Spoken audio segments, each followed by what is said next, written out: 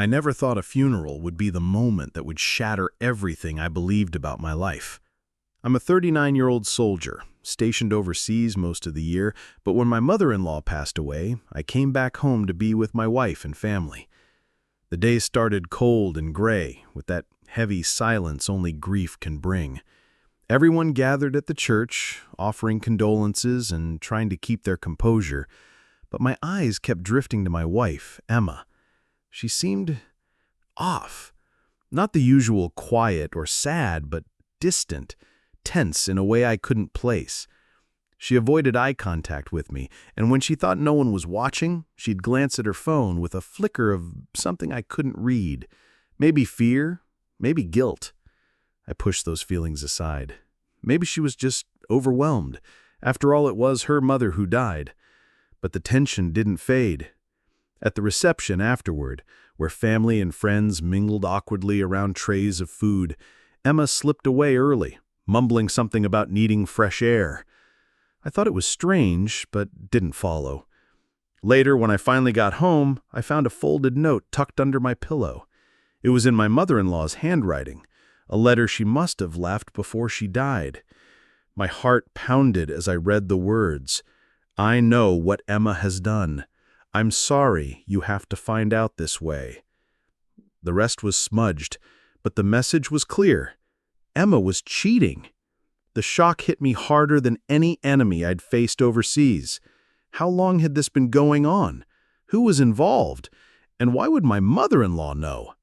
I sat there, stunned, the weight of betrayal pressing down on me as the night swallowed the silence of our home.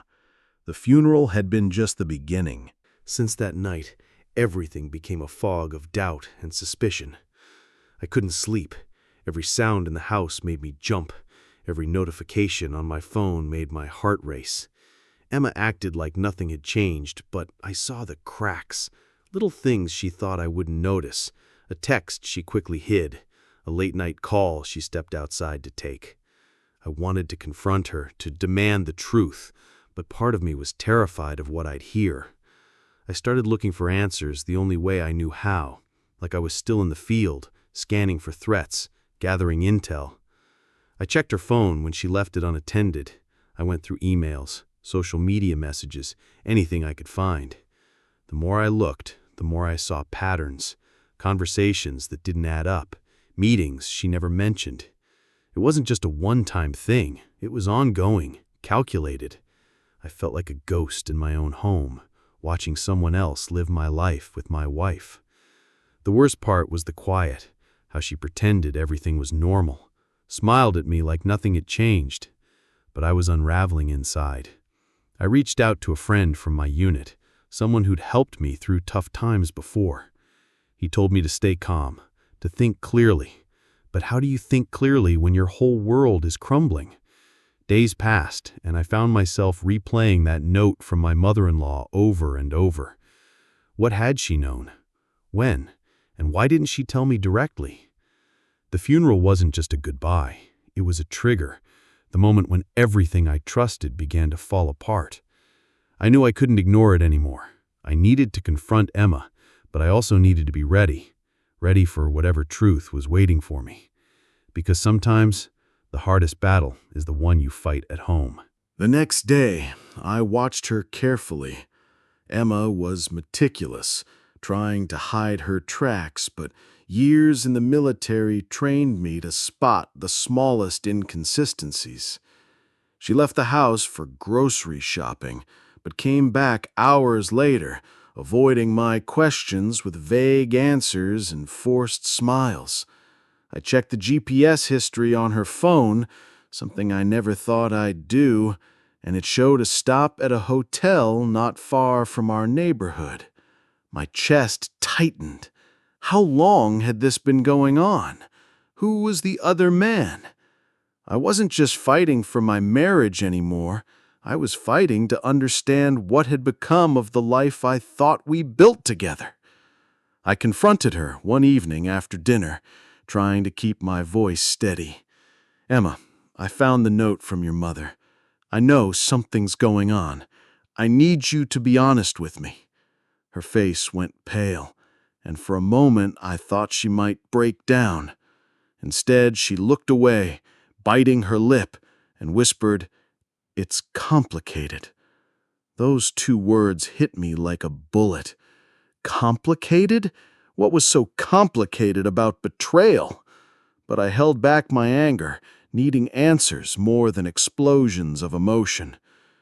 She finally admitted she'd been seeing someone for months, someone she met during my deployments, someone she said filled the void I left behind. The words were poison. I wanted to scream, to lash out, but all I could do was feel the numbness spread through my body. The woman I loved was gone, replaced by someone I barely recognized. Yet beneath the pain, I had questions that burned hotter than betrayal itself. Why didn't she come to me? Why did my mother-in-law know and stay silent until the end? The truth was tangled in shadows, and I was determined to drag it into the light, no matter what it took. The following days were a blur of cold silences and forced routines. I tried to keep the house running, but every room echoed with the weight of Emma's confession. The man she was involved with wasn't just anyone. It was someone from her past, a name that sent a sharp sting through me. I started digging deeper, tracing their connection, uncovering details she had buried beneath layers of lies. Each discovery was a fresh wound, but also a strange kind of relief. At least now I knew the battlefield. One evening, I found a box tucked away in the attic. Inside were old letters and photographs, including one from my mother-in-law to Emma, warning her about the man she was involved with. The betrayal wasn't new. It was a story that had been unfolding long before I came home. I felt trapped in a nightmare, caught between past and present, love and hate. I confronted Emma again, this time with the evidence, and for the first time, she broke down. She told me about her fears, her loneliness during my deployments, how she felt abandoned. None of it justified what she did, but it painted a picture of a woman lost and desperate. I realized then that our marriage wasn't just broken by infidelity, it was shattered by distance, by the sacrifices we both made but never talked about. I didn't know if we could fix it, or if I even wanted to. But I knew one thing for sure. I couldn't walk away without understanding everything. The journey ahead was painful, uncertain, but it was mine to take. And somehow, I had to find a way to survive it. The weight of everything pressed down harder with each passing day. I kept replaying the moment Emma admitted the affair in my mind, that chilling confession, carving a deeper wound than any combat injury I'd ever sustained. She wasn't just betraying me, she was unraveling the life we'd built from the ground up. The years of trust, shared dreams, and sacrifices made while I was away serving my country. The irony wasn't lost on me. I risked my life overseas, thinking I was protecting our future, only to come home and find that the real battle was happening behind my back. After discovering the box in the attic, filled with letters and photographs from my mother-in-law, I realized how tangled the web was. Her final note wasn't just a warning, it was a desperate plea, a cry from someone who saw the truth but felt powerless to stop it. I couldn't understand why she didn't tell me directly. Was she protecting me? Or was she trying to protect Emma? The questions swirled in my mind, torturing me. I started to piece together the timeline. The man Emma was involved with was someone from her past, someone who had shadowed our marriage, waiting for a chance to slip back in. It felt like a poison, slowly seeping through the cracks of our relationship, infecting everything.